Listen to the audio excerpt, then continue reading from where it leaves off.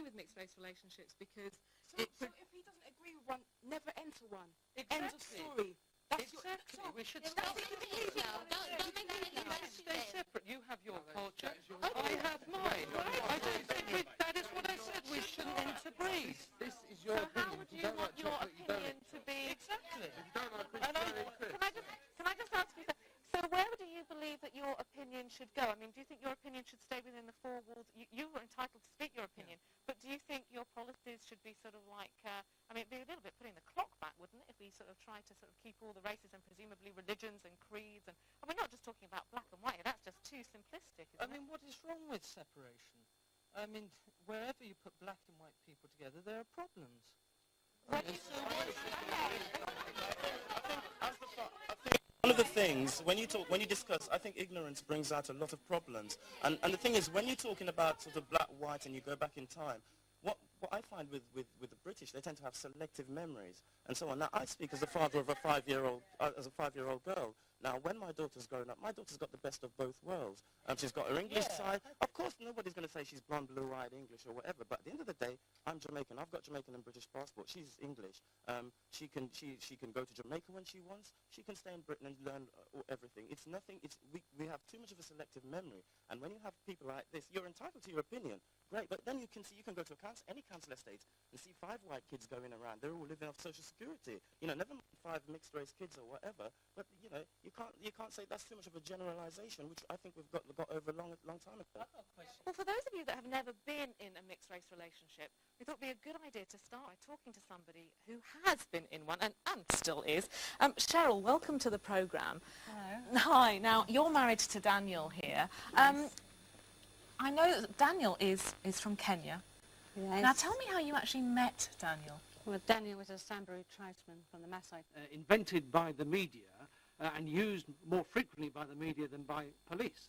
Now, part of zero tolerance, as it's been defined by a lot of officers, includes the sort of focus patrol and the focus policing, which you've already heard about this evening. What does But what does focus policing mean? What does that mean? It means Is it policing targeting? aimed at trying to resolve a particular problem, but based on intelligence and information and carried out with the consent of the community. But zero tolerance, as it is, although it includes some of the good things that I've just mentioned, it also has very heavy connotations about lack of tolerance, lack of discretion, and being portrayed as being directed primarily against the disadvantaged. Now, that's one of the points that my Chief Constable has made. One of the things that we stand for in Thames Valley is actually not just addressing the symptoms of a problem, but actually trying to resolve the problem itself. Now, that is a much broader issue. That requires many more players than just the police, and that is where our thrust has been, to actually get the local authorities, get business, get brewers, get them working with us. Is that right? The Assistant Chief Constable is talking about the long term. What we've got to do is do something now, and that's what we're trying to do. We focus on house burglars because we know fine well that the house burglar, when he's not committing a house burglary, commits other categories of crime. So if you do that, you reduce crime right across the board. Isn't he doing that as well? I don't know whether he's doing that at all, but what I do know is that in Cleveland Police, we've certainly got a here and now strategy and a long term. But let me make this very important point. We can actually focus on statistical crime, like house burglary, but let's face it, we have to focus on the fear of crime, because the fear of crime in people's minds is walking down streets and feeling intimidated. Now, you live in the Thames Valley area, don't you? I do indeed. And what do you think of this, which you've heard from your Assistant Chief Constable? We've had focus policing in the area in which I lived for 6 months. And yet You live in Oxford, I don't do you? indeed. Yeah. And last week, 2 80-year-old pensioners were mugged in broad daylight, and now probably their lives are ruined forever. Young men are beaten up viciously by a gang which is attacked again and recently stapled up a young man's face. We've had focus policing, but we need prevention now for people who are, the victims are it's too late for them. But I don't want my children or my neighbours to have any more of these attacks. It's nonsense to talk about the long term, the short you're term. more in favour of what's happening in Cleveland, Absolutely. Real policing. And Assistant Chief it's Constable. very important that we emphasise that what I'm talking about is not long-term. It has real long-term implications, but it's also short-term. If you look at the Thames Valley area, for example, since 1993, we have reduced the number of victims of crime by 80 per day. When we talk about the reduction strategy, that is what we really want. We want fewer victims. Now, not only are they 80 victims per day fewer, but 7 victims of burglary per day fewer. So you think it's working? You're happy, are you, with the way But you're doing it? I think the media is trying to create a divide between our two strategies. They are not different. The strategies which Ray is applying at the moment are applicable in certain circumstances across the country. That lady up at the back. Anna, sorry, but it needs I want to get more lots of people in, that emphasis would be on the long-term Okay. partnership approach to be Well, I successful. don't, yes, go on. What punishment when they've got them? What do they get? In this country, that's why we're going down and down. I know, but we're not, with respect, we're not talking about punishment. We're talking about the way the police operate and whether we have Yeah, but zero when they've got tolerance. them, they've got them. What do they do to Well, them? I think that's the point. 12 This hours gentleman, community work they have when they broke I know, into but I my think- business twice in 1 week. 12 hours community but work. I think, if I may say, I think sentencing is not what we're actually talking about. Because you're in favour of this zero tolerance, aren't you? I'm personally in favour with the first police officer because at the end of the day we've got the second police force. They all talk about it, nothing gets done. Whereas the first police officer that spoke, Yes. I would like to see that happen where I live. Because you live in Birmingham and your Yeah. chief constable said he doesn't want it. That's right. Because What's announced that? where I live in Birmingham, we've got all these problems that the first officer's clearing up. So what I'm saying is I would rather, out of the two, I'd rather have the man who's doing something than the man who's talking about it. Right, I mean, yes. I've been a victim of car crime 3 times.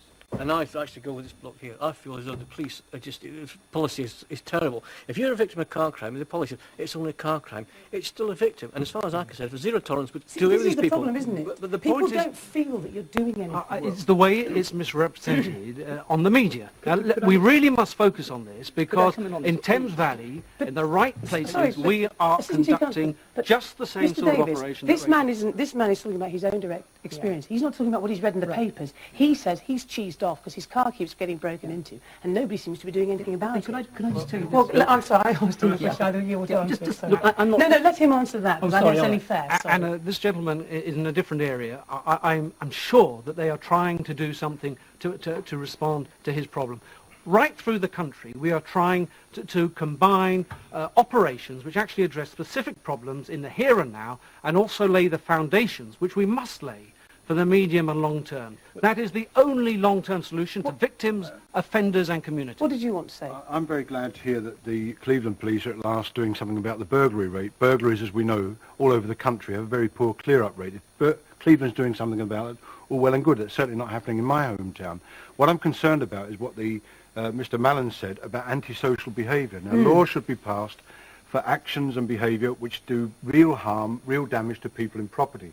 They shouldn't be used against people whose behaviour we don't like, of whom we disapprove, who cause us to tut-tut, who annoy us and the Well, rest like of it. dropping And what litter? I'm afraid, well, it doesn't seem to me that if 2 policemen or a police squad car is used stopping people picking up litter, there's a crime going on round the corner which is much more Right, serious, would which you they're unable stop to deal people with. who are dropping litter? And can I just finish? Because I think Mr. Mallon has had his fair say just Well, for a moment. you see, because I think you've touched on something that's interesting, because I think Mr. Mallon would say that dropping litter is an antisocial, Antisocial. and you Aye. should pick people up. I think I should be given the opportunity to respond to this.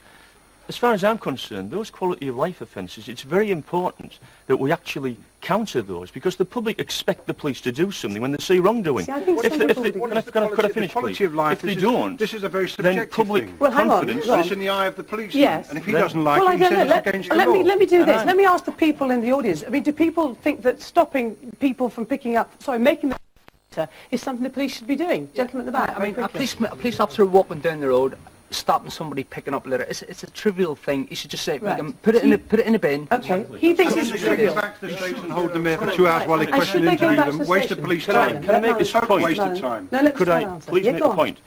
I have never said anywhere in the media that the police should arrest everybody. I've said the police should take positive action. Right. In certain circumstances, positive action is actually saying, pick it up. If they don't pick it up, public confidence can reduce because the public expect Right. the police to do Well, something. when we come back to this debate, which we will do later in the programme, we're going to hear from, hang on a moment, because I've got to do some talking now. We're going to hear from those people who've been on the wrong side of the law, and we're going to ask them whether they feel that it actually might work.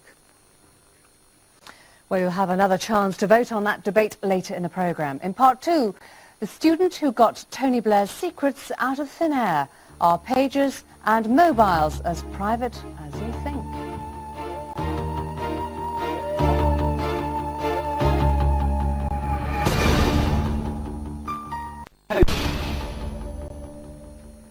He was. Nick, how did the news of these appointments reach you?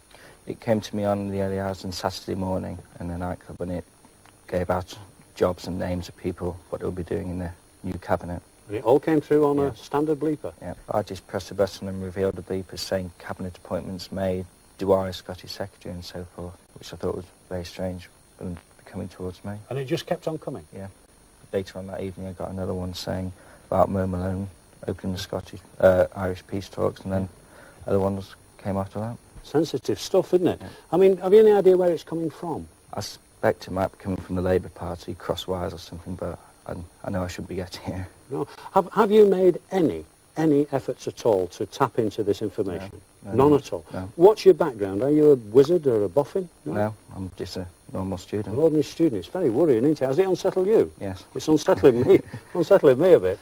Now, Robert, you know something about intercepting other people's messages. Tell me about that. I was charged back in 1984 with breaking into the Prestel computer network, managed to hack into Prince Philip's electronic mail, among others. And what happened to you? I was charged with forgery and acquitted on appeal. But 14 years is a lifetime, isn't it? I mean, it's prehistoric days. Yes. And yet, in technological terms, there's still these awful things are happening. I mean, this is very worrying. Why is it happening, do you think? It certainly shouldn't happen. Certainly somebody shouldn't just receive pager messages without asking for them. Either there's a wrong number somewhere stored perhaps at Labour Party HQ, or the pager is picking up messages that it shouldn't be picking up. Normally when you send a pager message, it goes to every pager on the network, and it's up to the pager to say this is for me and display it, or it's not for me and not. So it sounds like it may be picking up messages and displaying the messages that aren't for it. I mean, Nick's a genuine, decent lad. He's not going to abuse this, but some people could do. Criminals could do, couldn't they? Yes, criminals use the airwaves for their purposes a lot. I have here a scanning radio receiver, just like a normal radio that you buy in the high street, but picks up a wider range of frequencies. Yeah, and is technology better now? Yes, it is. Every time there's stories like this on the television, then more and more companies will tighten up their computer security, and the pager networks certainly are tightening up the pager security, because it is possible sometimes to tap into pager networks. That's not what was happening here, of course. Yeah, it's a fascinating story, and the thing is that these things are still coming. Well, to Nick and to Robert, thanks both of you for coming in, and I shall be extremely careful what I say on my phone from now on. I can see we're all going to have to depend on good old-fashioned letter writing in future. Now, phoning our crime lines is one way to spot criminals. Another one is to spot them from the air, a job for the West Midlands Air Operation Unit.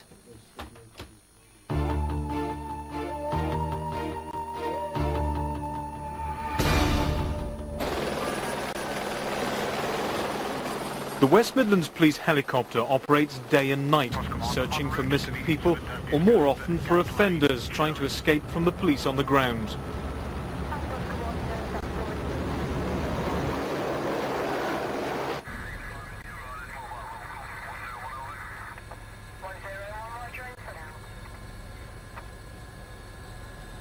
In this picture, the blue car has been stolen and is speeding away from the police down the wrong side of a dual carriageway. It smashes into the white car, goes the wrong way round a roundabout and loses the police car on its tail.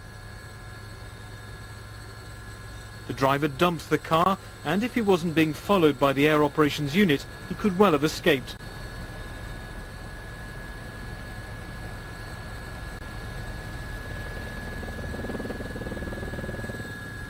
As it is, the observer in the sky has radioed to ground units, and there's no escape.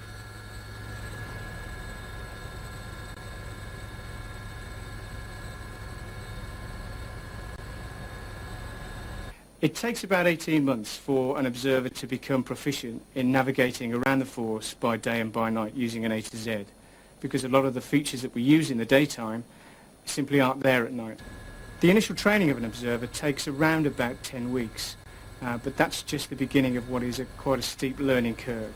He has to learn to deal with specialist equipment that he'll have never experienced before during his service as an operational police officer out on division. He will have never come across thermal imaging cameras. He'll have never come across airborne camera equipment or airborne communications equipment. He has to learn a whole host of new skills and then put that together with his previous experience as an operational police officer to make the aircraft effective. Any ground-based officer, constable, up to whoever, if they're dealing with an incident out in the West Midlands that they feel would benefit from the presence of the helicopter, for example, if there is a burglary that's just occurred and the offender is believed to be hiding in the dark, in gardens or whatever, and the area is contained by ground officers, they'll call upon the aircraft to attend. In this training exercise, police dogs and the air operations team have been called in to find and pursue a suspected burglar who's made a getaway in a stolen car. We have the blue light visual. Where would you like us to search initially? The helicopter is fitted with a thermal imaging camera, which operates at night and shows any heat sources, such as a human body, as a white blob on the monitor. The operator also has the option of seeing the heat source in colour.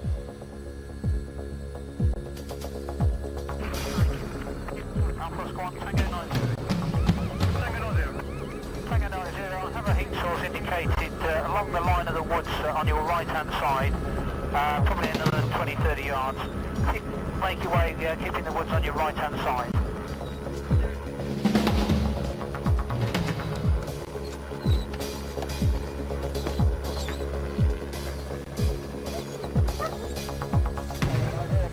Yeah, talk us in. Tango 90, that's good. Keep on going in that line. Probably about another 15 yards, sorry, about 10-15 feet you've got to you. Right. Tango 90, Tango 90, stand by where you are, keep to my over change. Watch him, come on out! Watch him then. Watch him, sir. Stay there, stay there. Watch him. Good lad, watch him. Don't try or I'll send the dog. Watch him then, sir. Faster! Really, without the police on the ground, we are nothing. We are there to support them. We have to be on call for them, and when we get to the scene, we talk with them direct. Exercise over, the helicopter heads back to base. It costs £280 an hour to keep it in the air. It's expensive, but police say worth every penny. Last year we completed around about 3,000 tasks. We were directly responsible for the arrest of over 300 people, and we recovered over £500,000 worth of stolen property. From our experience here in the West Midlands, on a number of occasions, as soon as the aircraft actually arrives on scene, suspects will actually give themselves up. In part 3, we reach the end of the hour-long trail of the Walsall rapist and his victim. Rest of the show, if you like. I'll rely on Susie, fount of all knowledge. Indeed. 601 if you support zero tolerance, and 0891 400 602 if you don't. And I don't. What's your view, Mark Leach? Because you don't really support it. You're an ex-con. You went to prison for 20 years and all, didn't you? Yeah, overall, yeah. What do you think about it? It doesn't work, and it never has worked, and it never will work. And Why? Long after the likes of Detective Superintendent Mallon have long been forgotten. Because what zero tolerance does is it takes the youth of today, and don't forget that they're the parents of tomorrow. It takes the youth of today and it puts them into prison establishments where 1,200 every year become heroin addicts who then come out here addicted to a life of violent crime. It's all very well to say, take these people off the street, but you've got to do something with them. And all that we're doing with them is putting them into a penal system which doesn't reform their behaviour, but makes it far worse. So what reformed you then? I reformed me as a result of my own, not because of prison. I reformed me, not because of it, but despite it. And I was very fortunate. No, I was very fortunate to go to... There is one particular prison in this country called Grendon Underwood, which has a reconviction rate of just 7%. And that's because of the regime and the way... That's because of the way that the prison operates. Now, I accept that that's not as far as the police are concerned, but what you'll find with zero tolerance is that public will find it very attractive because it's very easy to take the view that what you need to do is to lock these people up, get them off the streets, and do away with them. That's fine, but you can't frame the penal policies of an entire nation on that kind of response. We need to have the courage to implement the policies that the evidence shows work best, rather than those that just pander to people's emotions. Joe, you're an ex-con as well, don't you? What do you think of it? Do you think it's a good idea? I think it is a good idea. Why? Because the public have had enough of it. And I agree with some of the things that you've said, but like whenever people do get put in prison, they are ignored. There is no counselling there. But the public, why should you feel threatened living in your own home? Why should you be scared to walk down the street? I've done 13 and a half years in prison, yeah. But I've reformed myself like you did. I reformed myself, and I do agree about prison, but I think the job that you're doing now needs to be done. Right, well, I want to go, I've got lots of hands in my audience, and then I'm going to come to this gentleman here, because I know you want... What did you want to say? Well, them certainly needs counsel. What about the people who you've actually done the crime on? They need counsel. They're not getting it. They're not getting I think he's on your side, if I may say. What about this lady? Well, I agree with having zero tolerance. And why is that? Because I feel that society's changed for the worse. People aren't taking any notice of the police, and also there aren't enough police on the streets. And that's what you'd like to see more of? And I'd like to see more. What do you say? Because I know you're concerned about it because of the implications on, if you like, on our minorities. What do you say? That is actually the case. I think the Chief Constable of Thames Valley actually stated that in his opposition to zero tolerance, that he felt that minority groups will be targeted. In King's Cross, they've already had the experiment of zero tolerance, and we've found many young people, black and whites, complaining at their perception of harassment by the police. The black community are actually more likely to be victims of crime than they are perpetrators. We are concerned about the levels of crime, and I agree that things are getting worse. But what we do not want is a police force that do not care whether people like them or not. What we want is a police force that build up links with the community and in partnership root out the police, now, what's wrong with root out the crime. I absolutely agree. What we've got to do something on the here and now, but we've also got to actually look to the long term. We need a long-term strategy, the partnerships, and we have many of them in the Cleveland Force area. But it's your attitude, though, isn't it? You don't know. Can I just come back on that? Let me just come back on. I think it's part of the attitude, and no amount of zero tolerance will appease many young people who feel that, you know, there's no tolerance from society in terms of them not having jobs, nowhere to have recreation, they have bad housing. You know, very well society from has society I want to go around to have no I want to go around tolerance. to other people, because there's loads of hands. And yes, sir, what did you want to say? I think the Cleveland Force have got it right. The old methods don't work. It's true they don't work. We've got a new government, we should have new methods of policing, and the Cleveland Force is setting the example. Everybody disagrees with that. It's whether zero tolerance is the right way to do it. Well, all I'm saying to you is, it's all very well taking the people off the street. We all want a break from that. I live in an environment where there's road rage every night. Right, I'm going to talk to this I gentleman can see that zero tolerance will work, but there's obviously going to be groups. This man says, like say us three are out one night, we've had a few drinks on the way home. What's going to stop the police picking on us? Right, well there you are. One is to stop... Well, what we don't pick on people just for the sake of it. What we're trying to do is bring discipline, in inverted commas, back to the streets. That's for the parents, that's not for you to inflict, that's for their parents. The police service are there to maintain law and order and prevent and detect crime, and that's what we must do. And when you get people that actually commit offences on the street, then the police should confront it. Not necessarily arrest people or report them, but confront the behaviour. That's all. What, for hanging about on street corners? Actually say to people, how's that antisocial? Actually, when somebody commits an offence, and the police force are doing nothing else at that time, like arresting house burglars, then they should actually go along and say, excuse me, would you pick that piece of litter up that you just dropped there? Because that's what the public expect. Right, this lady, you want to speak? Well, that is a good question. Of course they don't. You're in the back of the van. So, if you... Well, hang on, let me ask this woman up here. So, if you drop litter, would you object to a policeman saying, would you mind terribly picking up this piece of litter? No, not if he said it politely, but if he said it to me aggressively, yes. But if it was politely poured... Do you think he would poured, say it politely? I don't know. Right, now there was a gentleman down here who told me he definitely wanted to say something. This gentleman here, do you think it's going to work, sir? I think it'd work, certainly, if you've got the police to carry it out. But in the area that I live in... Whereabouts do you live? I live in Nottingham, right. The area we're in now. And if you have your car broken into, if you have a radio taken, the police won't even turn up to it because they're far too busy. They've got too much to do. Now, in my opinion, if that's the case, how are they going to stop people and come to pick up litter? There's a real problem, isn't it? Because have you got the resources? If you're going to start picking people up for dropping litter and so on, and antisocial behaviour, we're not going to get the resources, but can I make the very valid point that you can tell an awful lot about people by the way they treat people, and can I make the point, police officers where I come from are told everything they do must be controlled, honourable, and in the interests of the public. But you didn't actually answer my question. Have you got the resources to actually implement we would like more resources, but we're not going to get them.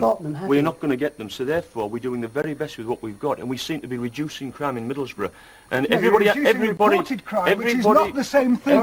That's not the same thing. Well, Can I just finish, please? Yes. Everybody has their definition of zero tolerance. Yes. We've got our definition in Middlesbrough, and there it's working. It seems to me like an attitude, really. It's not. Well, it is, and I'm very worried about these terms, antisocial and discipline. Who's disciplined? You've got to remember that most police officers on the street are people in their early 20s and the rest of it. They're not. They haven't got all the wisdom in the world. The chap sitting next to me was telling me before the programme how difficult officers found it to cope with some of the legislation that goes through every day. They can't deal with people, and what I'm afraid of, and I think there's nothing in what this person has said over here to dispel this, is that police officers will use authority for authority's sake, bully people and the rest of it for quite trivial matters, and actually provoke social unrest rather than cure it. Right, sir. They should increase the fines so that the police can use it for more men. Right. I don't think they'll be able to get... I mean, the point that many black people in inner cities would make is that this is just a formalisation of what actually happens anyway. Black people actually feel that there's been zero tolerance by the police for many, many years. And a word of warning to many of you who are saying, yes, go with it. I can understand why people want to go with it. We all want to get rid of crime. But a zero tolerance approach is not the way forward, because the effect of it is that people feel harassed by the police. We want to work with the police. I'm going to tell you now, I must tell you, right, just a minute, because thank you to everybody that phoned in. Hang on a moment, I've got to tell you this. Thank you to everybody who phoned in. I have to tell you, 95% of the people that phoned it said that they were in support of zero tolerance, and only 5% said they didn't think it was a good idea. Doesn't that bother you? Anna, there are two things here. We all need to create a feeling of optimism in the criminal justice system. One way is to conduct positive, focused police operations. Forget about the term zero tolerance. But the other is to actually reduce crime. Now, the way you reduce crime is to actually look at the causes of crime, earn the trust of the communities, and work with partners to actually solve it. Now, that is the way the British Police Service needs to move. Change that.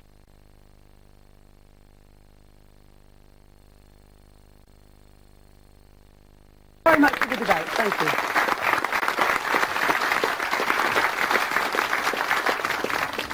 Well, you join us in the phone room. We've got 10 possible names put forward for that rape in Walsall. One caller was 100% sure of the man's identity and full name and address. And that rape of the schoolgirl in Bordsley Green, we've had a possible potential witness.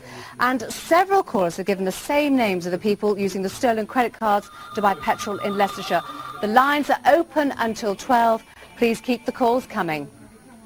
Thank you very much, everybody that phoned in. 17,000 votes. 17,000. Phone calls, thank you. We'll be back next month. We'll be back first Thursday next month. See you then. Good night. Good.